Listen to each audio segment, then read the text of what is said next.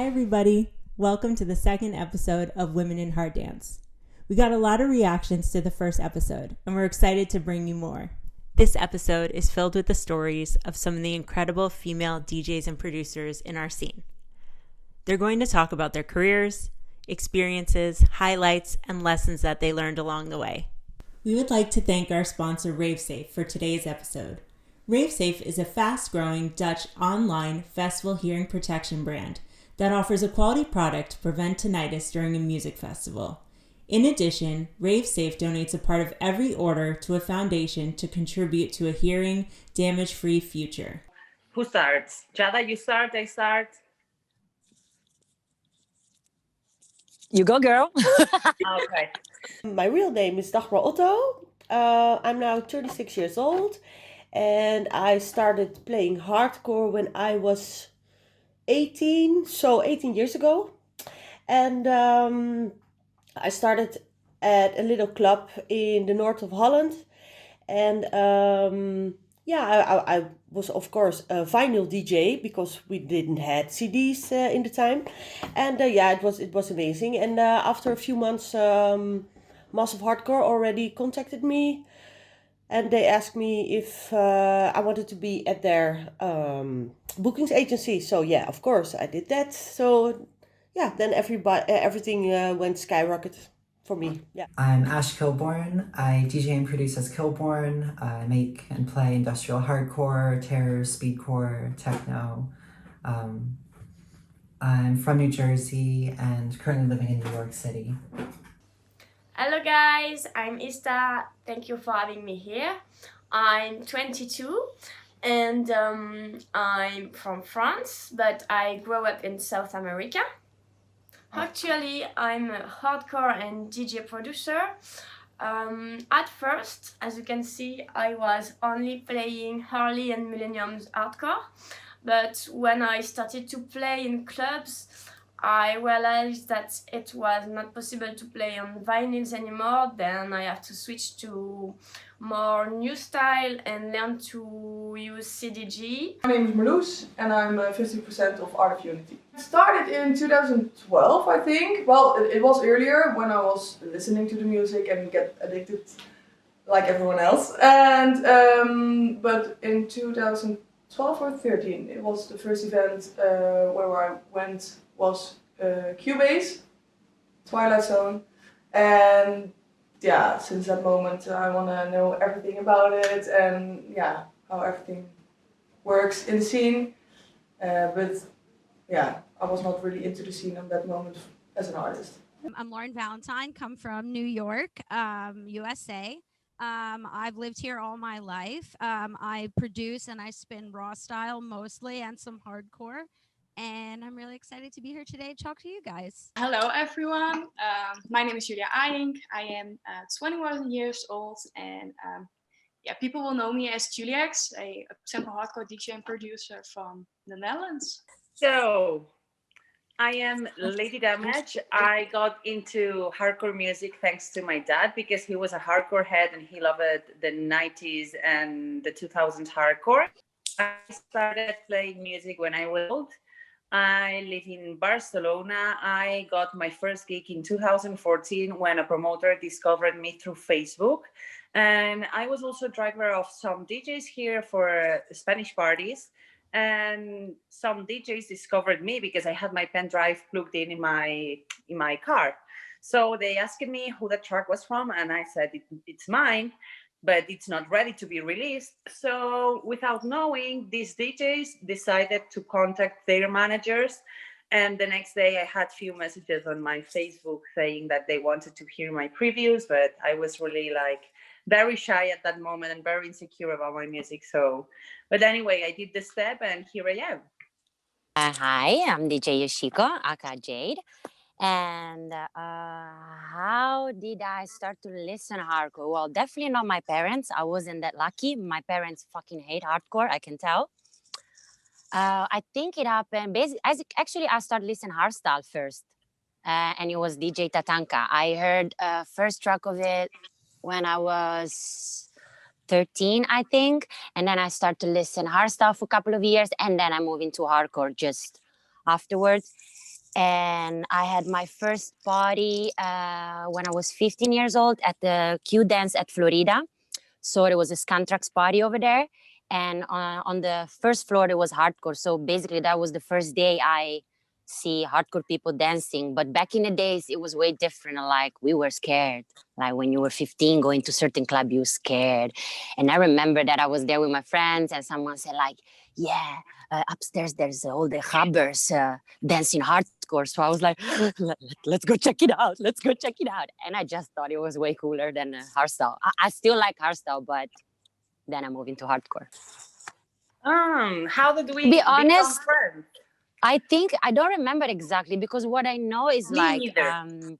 I know we it was have in a party. 100%. like she knew already all my friends Italian, so Andy, Francesco, Sick Squad, people that were already friends of mine, and there was this chick everywhere. And I think also Lady Dammage was like kind of growing really fast, so I was seeing her with my friends and her everywhere, like social medias and stuff. So I was like, okay, cool. And then I think it was just like kind of start liking, but I normally don't do that with other girls that much. And we there happened, and I think just then we met to a party, but we already speak through Instagram or something. And Yeah, then I think something like that. it was. I think like we have so many friends in common, and I'm like, I when I see her, she's with the boys that I normally hang out. So to me, to my personal opinion, when I first started DJ, and I was like so lucky to be inside of the Traxmo family, you cannot imagine how many men told me, Jade, when you're gonna start DJ, you know you're friends with all of your all these female artists, Joyce, Paula, Anime, etc., etc. You cannot imagine how many girls gonna change the relationship with you just because they see you as a rival. So I was like, oh my god, what's gonna happen? It never happened. It never happened. The most push I had, the most support I had, it was through the girlfriends I have, and they are DJs these days. And Actually, for we sure, did a track together, so yeah, and for sure, Paula and Joyce, since day one, they always helped me with advice and stuff. So whatever the guy said, never happened, never. there is more rivalry between guys than between women. Imagine. I think women feel more isolated in the hard dance scene. So at least in our group, it's women support women. It's not that we hate each other. For me, like, I did collabs with Savannah when she started. We did Paperback. Now with Yoshiko, we did another collab that we will release soon. Like, I don't care. As far as I think there's a space for everyone in the scene. Otherwise, it wouldn't be a scene. If there was only the same people every time, the music will never evolve. So I think we need new faces and new talents over there. And I don't care if they are men or women. I just like to do what I like to do. And if I think that someone is talented, I don't care if it's a man or a girl. I like to support it anyways. Imagine that, like, what I can tell is like when I first start, well, I think everybody have their own haters. And I learned that if you have haters, means you're actually going good. But when I had mine, they were all from Italy, that I was like, huh? From my own country. And the worst insult I got, it was from girls that I don't know them. That was something that I was really sad. And by that time, I remember that Anime, which she had nothing to do with me, she took my part on social media. And all these people start to even hate on her, like, oh yeah, we cannot touch Yoshiko, otherwise DJ Anime. Like, they start to make a meme against her.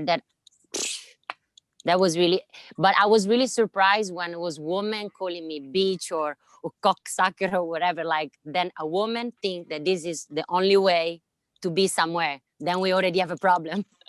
Yeah, exactly. If women start thinking like that and giving like support to the men who think like that, then we're done. The problem is that some people think that trying to put you down, their careers will rise, and that's a mistake. Putting my stuff and my work down doesn't mean you're going to be successful. You have to learn from this. Talking shit about another DJ will not make you a big DJ. You have to focus on yourself, on your work, on your tracks, on your social media, but don't focus on others' job, because if you focus on others' job, you will never rise as an own individual. So that is the biggest mistake, I think, that the people thinks that their work will be better if they put other works down, and that's not true. Definitely criticizing another DJ will not make you a better DJ. Don't listen to anyone. Get ready, save money.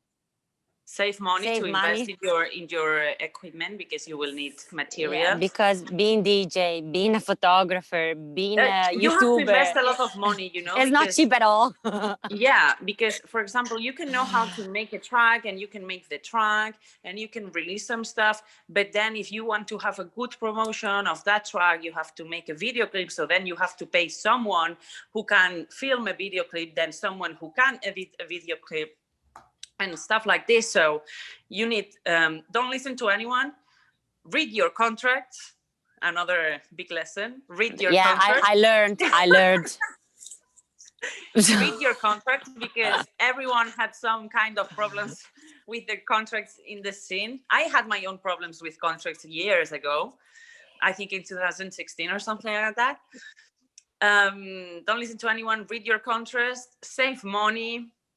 And do whatever you like to do. And about creativity, my advice for any upcoming, more than producer, I would say DJ, is like, I think this could be one of the worst or one of the luckiest moment to become an artist these days, just because DJs is not a DJ as it was 20 years ago. DJ is a person who do everything, especially social media, entertainment, whatever. You don't start with a lot of money, yeah? And what I see, hardcore, let's talk about just hardcore. Hardcore is such a small word, yeah? What I see is like people lack of creativity, because the biggest artist does something, let's say even like the after movie is made by that guy that is a crazy guy with the camera, is the same that maybe Anger Fist use or whatever. So I'm like, oh, I want the same. First of all, I cannot pay the guy. Second of all, it's not going to be special, because if already 10 artists use the same, then just stop it. What I found really useful for me, it was having Instagram and asking stuff on social media, like, is there anyone who can do this or can do that? You can find so many creative people around there, to do editing, to make pictures, to make content, to make even a filter. I got a Russian girl who made me a filter just as a joke. And I'm like, there's people pay. And I was lucky enough to have one for free even. So I just look around. There's so many young people that are so skilled on doing everything, and maybe it's cheaper, and maybe they're way more creative than whoever is famous right now. So some of the highlights in my career, well, I mean, 2020 was terrible, but I had my first, or I guess I released 2 vinyls for the first time. I have one of them. This one was one I did with Necronomicon. He's a French hardcore DJ. But yeah, first time having like my own wax is cool. That's exciting. Just at the end of the year, I signed to Prospect Agency, so they'll be booking me for Europe from here on out, and also have a release with them coming. That's really exciting to me. I think that's one of the most exciting and unique labels in hardcore right now.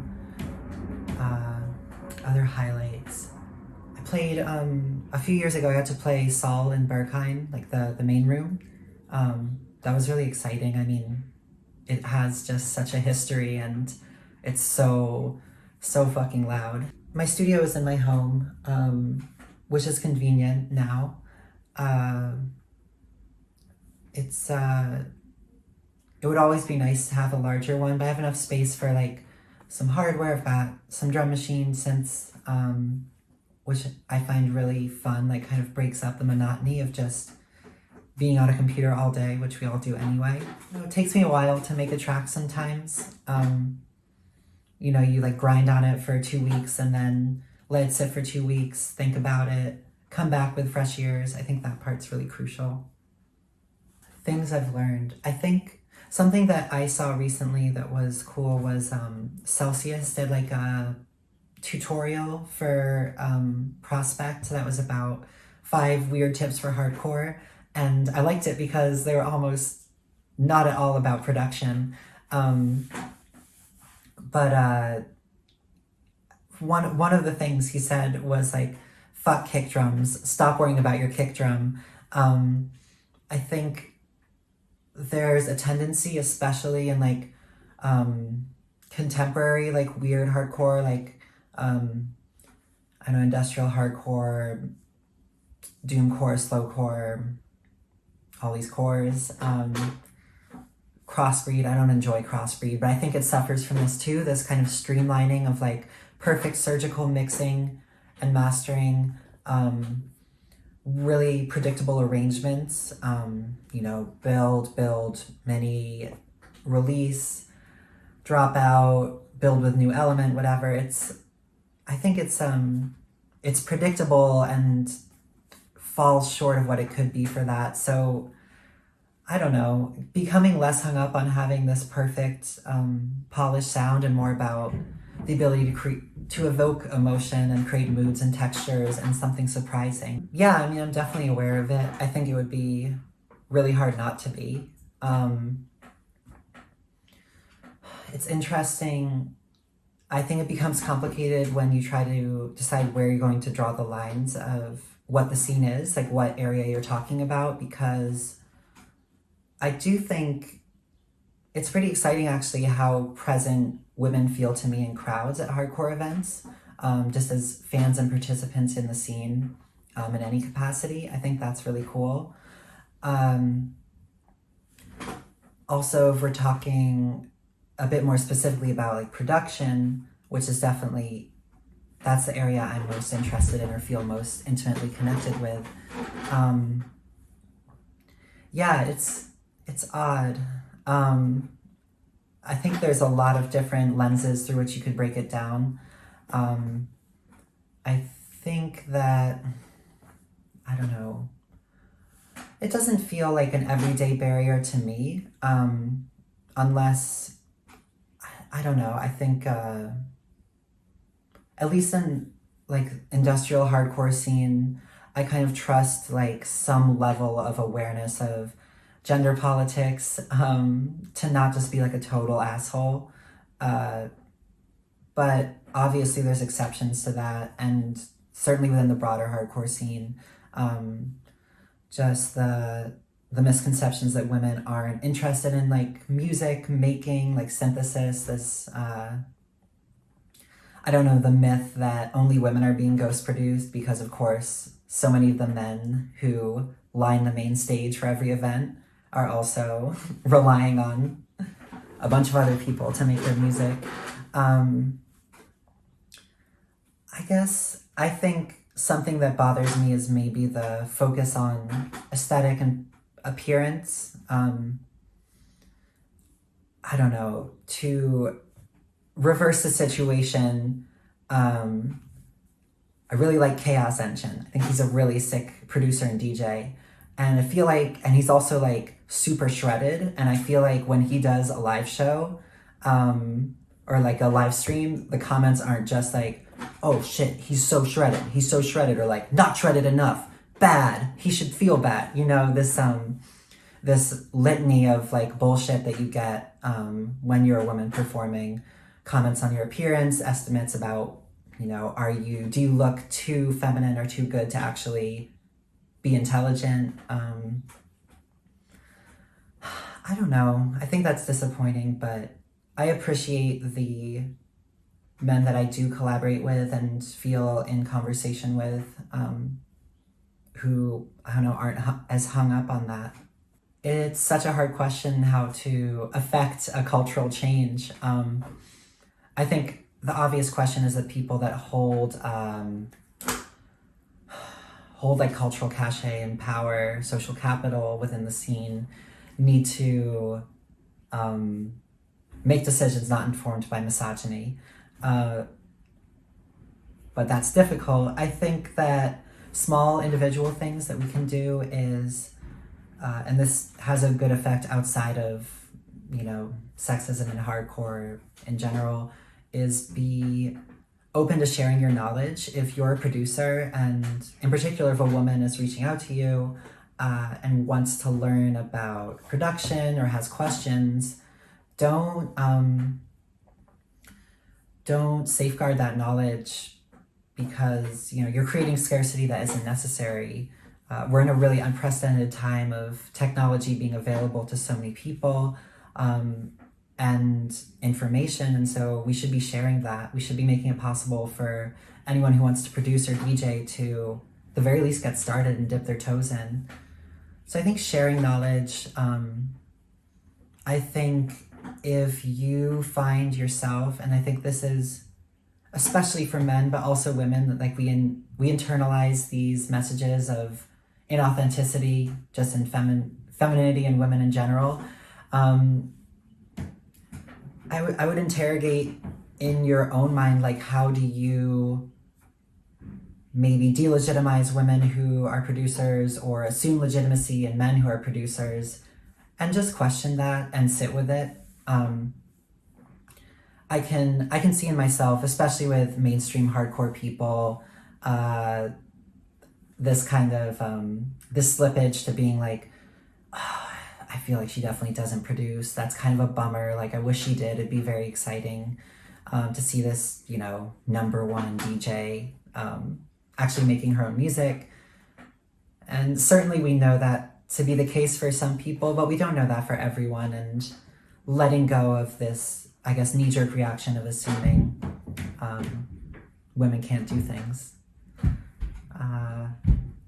And I think maybe one final thing would be, if you hold some kind of structural power, whether that's you are running a party, you are running a label, a live stream, be mindful of what kind of discourse you're allowing. If your policy as a party runner is if someone comes up and says this person is inappropriately grabbing people, groping people on the dance floor, and yours is like, oh, he's drunk, you know, like, send him to the side, he'll be fine, he won't do it again.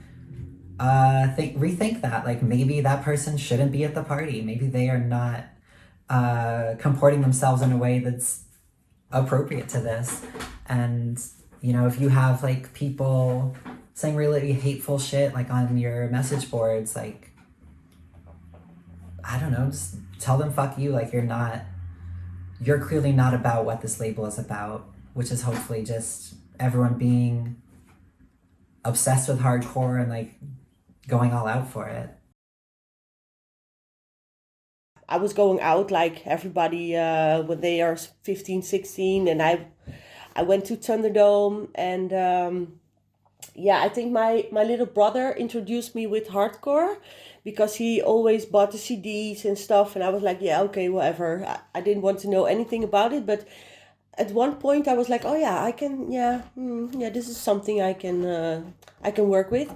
So I started to partying, and I was helping a small organization from Friesland with their parties, and I came in touch with a lot of DJs, and I saw them playing, and I wanted the same, so I did it. I just started at an after party at someone's home. What I never ever will forget is my first time Massive Hardcore in Heerenveen. It was in Tialf. It was for, I think, 25,000 people. And I was only playing for 5 months or so. It was really a big thing for me. I was super scared. And but it was amazing. And so that's the thing I will never ever forget. Yeah, I did a lot of crazy stuff. I had a gig on Dominator on the main stage, and they carried me on a chair on their shoulders to the stage, and it was super fun to do. And I had a sword in my hands and stuff. I can remember that very well. DEFCON Australia, Sydney, of course. Bogota was amazing. That was only 3 years ago, I think, 4 years maybe now. I think I got like 50 amazing parties. Yes, definitely. When I played with vinyl only, I put at home. I put my favorite records in my bag, of course, and sometimes I put them in the right order. And so it would be on big parties. It would be easier for me to make the best order to play them. But after a few years, I stopped doing that, and I just grabbed something I liked. And but of course, when we started to use the USB sticks, I have to prepare it at home, of course. But I never ever really made a set at home already. That I never did that, so I stopped doing that. But yeah, of course, I have to prepare some music at home. Yeah. Well, I had when I was pregnant. It was totally different, of course, because yeah, I was tired and I could not drink my wine and stuff. But when she was born, yeah, I had to take care of the babysitter. I have to have my phone all the time with me, of course, because if something happened, I have to be. I had my phone with me, and yeah, I think I prepared a little bit less because I was like, okay, I grabbed my stuff and also my outfits. Earlier days, I think it was really important to have my outfit really on fleek. But when I was a mom, I was like, yeah, whatever. I take the same dress. I already wear it for 5 times, but I don't care. Yeah, that's a little bit different. But for the rest, nothing changed really. Actually, no. Well, I don't think we have problems with getting booked or anything because I think we women are getting booked even more. I don't know why, because it's fucking stupid in my opinion. But yeah, I don't know. But I didn't have really bad experience actually in my career because I'm a woman. I was always one of the guys and I was treated like that as well. But yeah, of course, the guys are hanging out together and they are talking about music and they automatically think we don't want to talk about it as well because I don't understand because I make music myself as well and I'm a DJ as well. But that's the only thing sometimes I feel it's different. But for the rest, for me in the hardcore scene, it's nothing special. I think I made quite a statement 18 years ago because I was one of the only females. I think there were 3 or something, and I started to have a lot of tattoos and everything, and I had a really I had really my own style of music what I was playing. So I made I think I built my brand already. So for me now it's just important to be on social media and to let people know I'm still playing, but I don't have to build my name anymore, I think, in my opinion.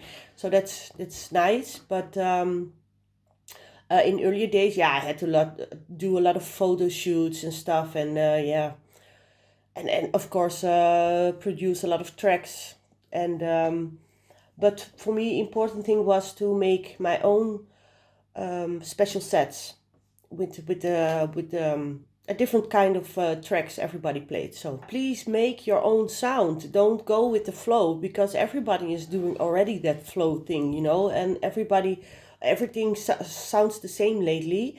And you have to do what you really like. If you like techno, please use techno sounds in it. If you like female vocals, please use female vocals, but don't do everything because everybody likes it. That's really important. I always did that, and I'm still here, so I think that's a good thing. I really want to say my experience is really good as a woman. So of course some organization are booking you because you're a woman, but take that advantage. Fuck it, and just be like one of the guys. Just interrupt their conversations and be there. Don't stand up off like I'm a woman, so I cannot talk with the guys. But just power up, and it's just possible. You don't have to be different or anything. Just be yourself, and please do it because it's the most beautiful thing in the world to be a DJ.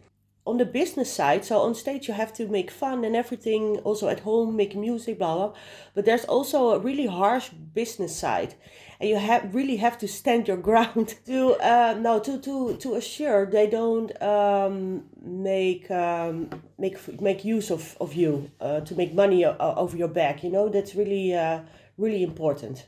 I think that's one thing I learned, because in the beginning I was always, oh yeah, that's okay, yeah, I do it, yes, everything is fine. But in the end, you're fucked, like money wise, and now you really have to be prepared on that thing. Absolutely. When I was 13, I came back to France from South America, and then I discovered the electronic music with the French illegal raves, and I directly fell in love with the old school hardcore style, like Promo, Neophyte, Buzz, and many more. When I was 16, I decided to create my own crew to organize my own parties, and then I started to learn mixing and producing. At that time, I was in graphic school, so I had to work on the weekends to buy my first turntable and the beginning of my vinyl collection. To be honest, today I'm still a newcomer in the scene, but last year I did a lot of DJ contests, and it gave me the opportunity to play in many countries like France, Austria, Germany, Belgium, Netherlands, Switzerland, Italy, Czech Republic. I think that's all. I feel super lucky to have worked with many labels like Exitus Hardcore, Dekinox, Offensive Rage, Handcuff, Chosen Few Records, and Footworks. Before a gig, I go to my fitness club. No, I spend all my time on my computer. Actually, I'm only trying to not make my neighbors crazy about my music. The tips for me is to only give your time to people who deserve it. I try to work as much as possible with vocalists to create unique lyrics, but I don't think I wanna be relevant. I just wanna make what I love. Yeah, I had one. It was the last years. I spent many months at my sister's place, and I was for a long time without a studio to make music, and it was fucking frustrating. The biggest lesson I learned is to love my haters because I think they are the only person who gave me that much strength to boost myself. So thank you. I would like to say my DJing friends because they taught me even more.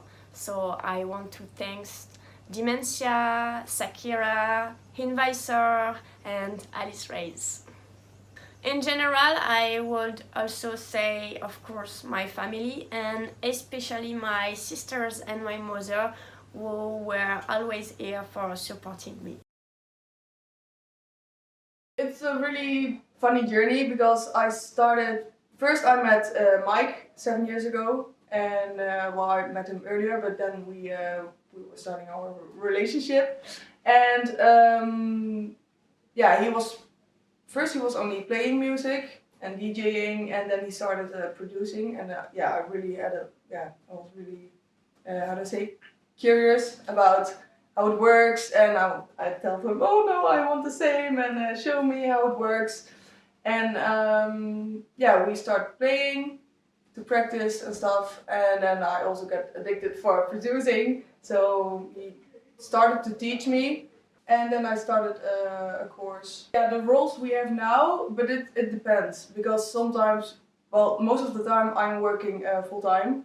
So, and from March last year till tomorrow, Mike was unemployed because he was working in the events. So due to Corona, it's really bad. So he had more time. So he was doing more, of course.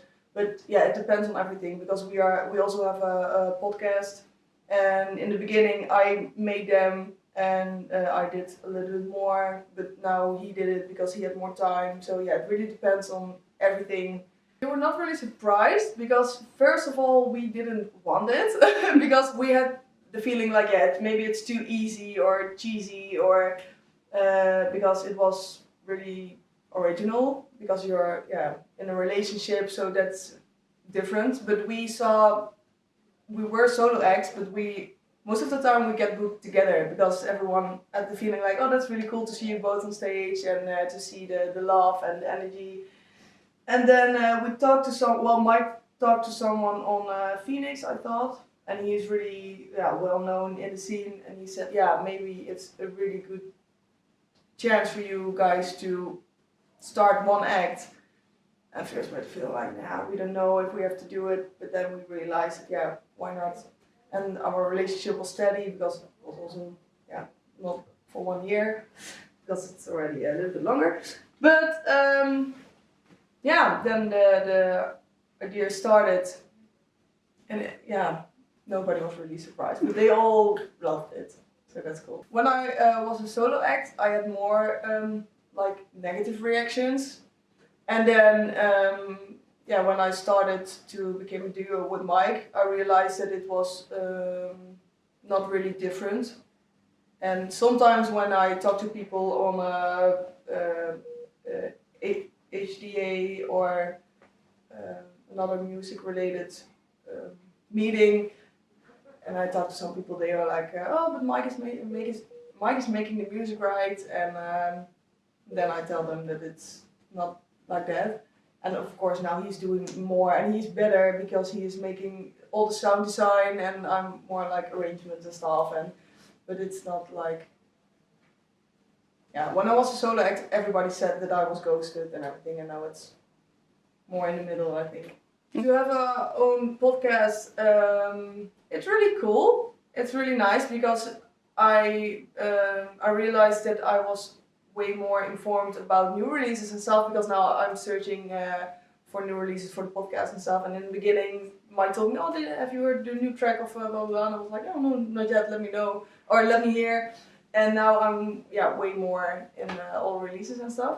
But as a female, I think it's weird. They don't really expect a female voice in a podcast or on stage or whatever. So I think that's cool. But in the beginning, to hear my own voice was really weird because, also I'm not talking English since a really long time. But doing my work, it's getting better and better. But in the beginning, I had the feeling like, okay, this is weird. But I think it's cool. The biggest lesson I have learned is that you really have to work hard always. And I think I had a really weird start when I had a solo act. Because a label and agency, they contacted me, and I was producing on that moment, but like almost I think 6 months or stuff, and all the producers out there knows that it will take you maybe 7 years for sure that it will sound a little bit okay. And on that moment they were telling me like, we want to talk to you and we have a plan, and but the thing is you really have to produce by yourself, and I really wanted that, so I was like, okay. And then I already had really big gigs, and the social media was getting bigger and bigger. But then in the end we realized that it was not, it was too hard to have a track what is ready to be released in such short of time. So the start was really weird, and on that moment when we were talking, I had the feeling like, okay, I have to work for it, but I also had the feeling like, it will be okay because I already have the connections and stuff. So I had the feeling that I was already there and didn't have to work for it. And so on both sides of the story, you can tell something about it, something negative. But I think my biggest lesson is to keep on working and don't give up, and don't give up, and don't give up. The highlight of our career is still coming, and it's a thing where we worked for all the years, the premiere release, and it's gonna be on a label where we are really proud of, and I cannot tell too much, but it's that's really it was our biggest goal when you start producing and even playing, because we also had a really cool gigs like Vitality, the last edition. Normally we were opening the main stage, but now we asked if we could have a later time, and then on the bumper car area, and that was so epic. But yeah, to release music, that is our biggest moment. And it's coming, the 1st of April. And that's not a joke. No April Fools. Yeah, so I will encourage other girls, work your ass off and do it. And yeah, just do it. But knows that you have to work really hard. And please work really hard. And don't be just only the picture. Scene in New York, here in New York City, I mean, and in the rest of the United States too, is very different from what you guys experience in Europe and in the Netherlands, especially here in New York on the East Coast. A lot of the hard dance events are very underground. I've been to so many parties that are in, dirty, illegal warehouses. You're running from the cops, you're hiding, you're running down the street. We did them in parks. So New York was a very underground thing. And for people to get to hear and experience hard dance music here is a rarity. There are so many people that go to events and parties and you put on hardstyle, and this is their first time even hearing it. They've never heard of this before. On the west coast of the U.S., where California is in Los Angeles, they have a little bit more bigger events.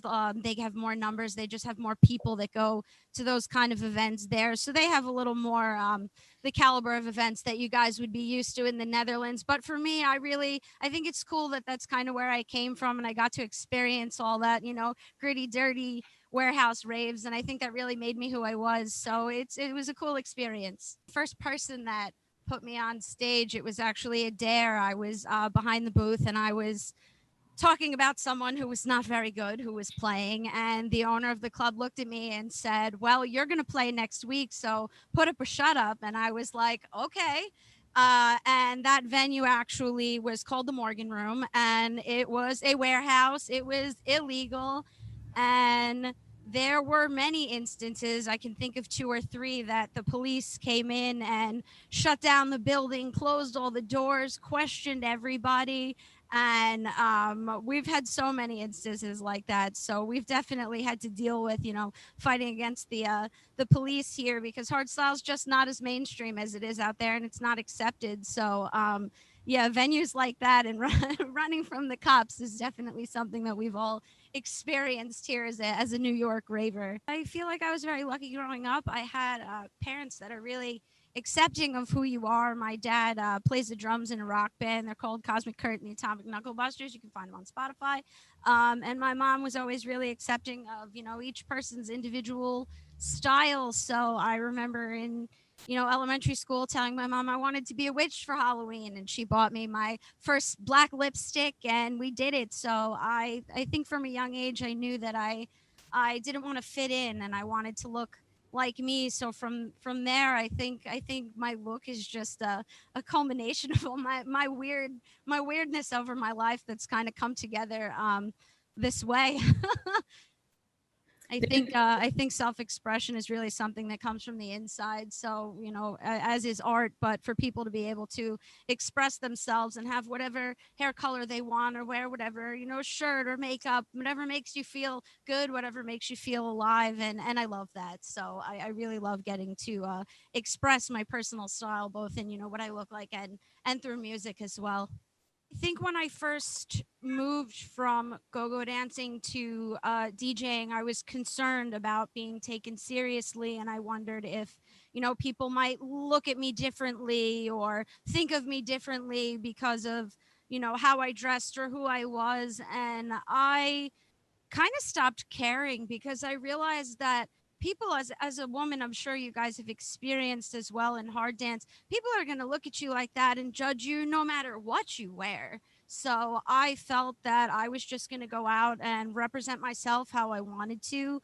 And I think the big thing for me on that was the music. And I always wanted to make sure that I got on stage feeling confident and knowing that I'm as good a musician as any of these men out there. And I think that getting on stage with that kind of confidence, no matter what you're wearing, as a woman, is always going to override any kind of fear that you have. I think I've always felt that pressure. I think when I first started, I think it used to bother me a little more.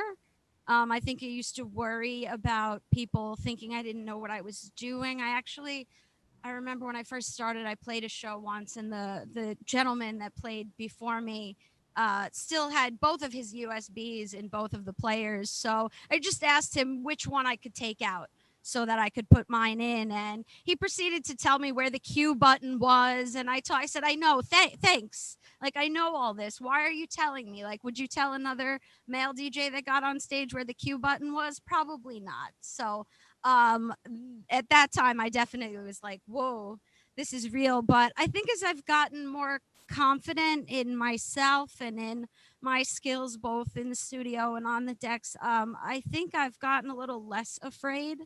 I'm also lucky here stateside. I have quite a few male friends, male DJ friends who teach me a lot in the studio and outside. And they are all some of the most respectful, awesome guys. I'll give a shout out to them. My mentor, Neurotic, Sithis, Disengaged, Core. They're some of my closest friends, and they've never treated me any type of way. So for that, I'm very thankful, because I do know that in our scene, the misogyny is real. It definitely exists. So I think I'm lucky enough at this point to have surrounded myself by some good people, but it was definitely something that I struggled with in the beginning. When I first started DJing, I'll keep a short story. You might know her. There's a female hardcore DJ from New York by the name of Jen Moss, and she is someone that's been around since the 90s. And I saw her play the first time I saw her play, and I immediately knew, I was like, that's what I want to do. And when I started talking to her, she was so kind and encouraging, and she always told me, that I could do it. And 2 years ago, I actually got to tag a set with her. I think I cried about halfway through it. But she always told me, if there's anybody messing with you or you need to talk about anything, just call me. And I think that having a network of women like that, especially now on a global scale, with you guys, not just here locally in the US, but on a global scale, can only help all of us as women grow in this scene. And so uniting with you guys was definitely something I was excited about. I think it's so important for people to support each other, not only just women, but artists, but women especially, because of all the unique struggles that we face as women in this scene. So only we can understand each other. So that's definitely why I was excited to join forces with you guys. I started listening to hardstyle and hardcore when I was very young. I always watched and listened to live sets and after movies from festivals like DEFCON 1 and Decibel Outdoor. So yeah, this is where my love for the harder styles started. One of the biggest highlights in my career was the first time playing a Dominator festival. That was in 2018. That was just one of my biggest dreams that became reality, because Dominator is my all-time favorite festival, and that was my very first big festival as visitor. So yeah, the party is just really special to me. So I do have a routine where I prepare myself for a gig. Sometimes it also depends on where I will be playing. First of all, it's important for me what kind of tracks I will select for my set. I always check if I like the tracks or what the audience would like to hear. Then I will edit the tracks and put it on my USBs. And after that, I will test the tracks on my DJ decks in my studio. And we'll prepare myself for the live set. It's a fact that there's more men than women in the scene, but that doesn't matter for me. It don't feel to me like I feel underrated or something like that because I'm a woman. I really, really love my job, and I have a big passion for the music. And I also like to work and socialize with my DJ colleagues. We really want to create our own sound for Juliëx. I have a big, big love for early hardcore. So we're always trying to give some old school vibes to my tracks, and my tracks are often melodic too. So in my opinion, is that what makes my sounds unique and relevant. I found out that the music industry can be a hard world sometimes, and you have to work hard to achieve your goals. And my biggest lesson is definitely to stand up for yourself, and that you really have to show what you are worth. So yeah, for a female DJ, is that definitely Charlotte de Witte.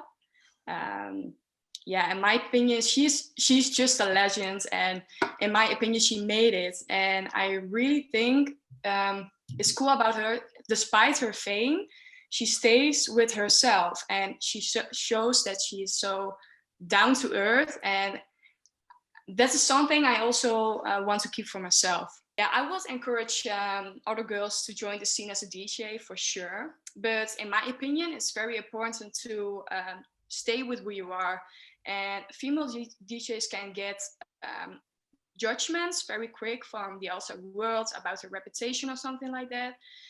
So in my opinion, that can be prevented to show the right side of yourself and to set your goals and show what you are worth. I want to thank you all so much for watching the second episode of Women in Hard Dance. Of course, thank you to everyone that participated and worked with us, and thank you to our sponsor RaveSafe. We'll leave all the links to everyone down in the description, so check them out. Of course, this wasn't the last episode, there's a lot more to come with women working in the scene. We're very excited. Let us know your thoughts in the comments and of course your experience and stories. We also have an Instagram page and a Facebook group where you can share your stuff, so check it out and we'll see you real soon. Thanks for watching, like and subscribe. Bye!